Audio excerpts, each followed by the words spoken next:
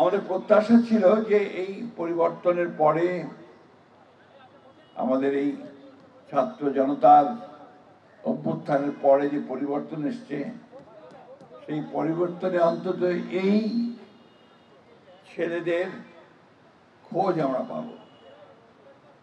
কিন্তু আমরা দেখেছি যে দুর্ভাগ্যক্রমে এই মেয়েটি আমার যে পাশে দাঁড়িয়ে আছে জুলি, সে দাঁড়িয়ে দাঁড়িয়ে ঘুরেছে। আজকে নয়, কয়েক বছর ধরে নয়, কয়েক বছর ধরে, প্রায় এক যুগ ধরে আমরা আমাদের সিনিয়র লয়ারদের নিয়ে আন্তর্জাতিকভাবে যারা কাজ করেন তাদেরকে সঙ্গে নিয়ে কিভাবে আন্তর্জাতিকভাবে বিষয়টাকে তুলে ধরা যায় তার জন্য চেষ্টা করেছি। আমাদের তুলে গেছে জেনেভা পর্যন্ত, সেই ইউনাইটেড নেশনসের যে হিউম্যান রাইটস কমিশন সেখানে গেছে, সেখানে গিয়ে তুলে ধরেছে বিষয়গুলোকে। কিন্তু আমরা ঠিক কোথাও থেকে সেই সদুত্তর বা কোনো একটা ভালো সুরাহা খুঁজে পাইনি। প্রিয় ভাই বোনেরা, একটা বড় বিজয় আমাদের অর্জন হয়েছে। একটা ভয়াবহ দানব আমাদের বুকের উপর থেকে সরিয়ে দিতে আমাদের তরুণেরা, আমাদের ছাত্ররা, আমাদের রাজনৈতিক দলের নেতৃবৃন্দ তারা সক্ষম হয়েছে।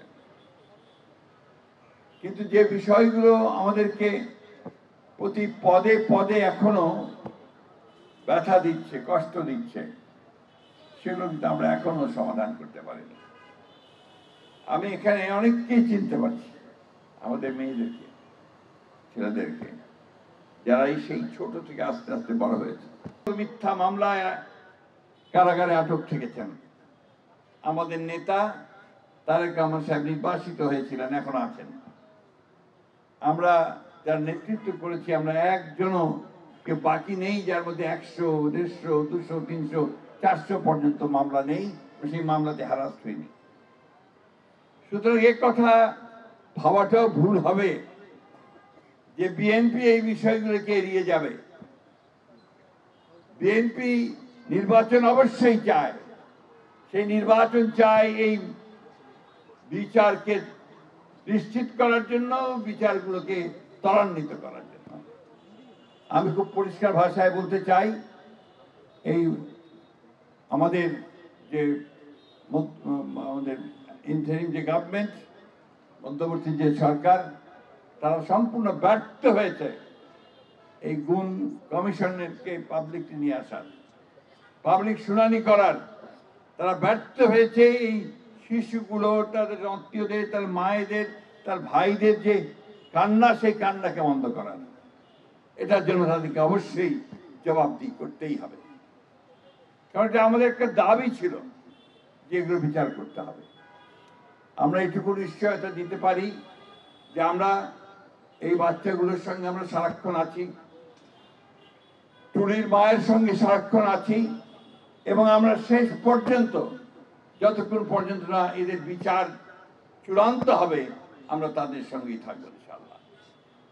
আমি আবারও আমাদের সঞ্জিদা টুলিকে আন্তরিকভাবে ধন্যবাদ এবং কৃতজ্ঞতা জানাতে চাই যে একটা মেয়ে তার নিজের চেষ্টায় সকলকে একত্রিত করে, যখনই আমরা একসাথে হয়ে চেষ্টা করেছি, টুলিকে বলেছি, টুলি সবাইকে নিয়ে এসেছে এবং এটাকে সেই জনসমক্ষে তুলে ধরা, বিশ্বের সামনে তুলে ধরা, এ ব্যাপারে তার ভূমিকা আমরা কোনোর সঙ্গে তুলনা করতে পারবো না। আমি এই প্রসঙ্গে ধন্যবাদ জানাতে চাই আমাদের জাতিসংঘের হুমা খানকে, জাতিসংঘের মানবাধিকার কমিশনকে, যারা তারা এই বিষয়টাতে আমাদেরকে পুরোপুরিভাবে সব সময় সমর্থন দিয়েছেন। আমি আজকে এই প্রত্যাশা করব যে আমাদের এই শিশুগুলো যারা পিতা হারিয়েছে, বোনেরা যারা ভাই হারিয়েছে, মায়েরা যারা সন্তান হারিয়েছে, তাদের সম্পর্কে সম্পূর্ণ তথ্য এই সরকার চেষ্টা করবে বের করে নিয়ে আসা। সে যেই হোক না কেন, যারাই হোক না কেন, যত বড় শক্তিশালী হোক না কেন, কিন্তু এর চেয়ে ভয়াবহ মর্মন্তুদ যে অপরাধ, সে অপরাধ আর কিছু হতে পারে না।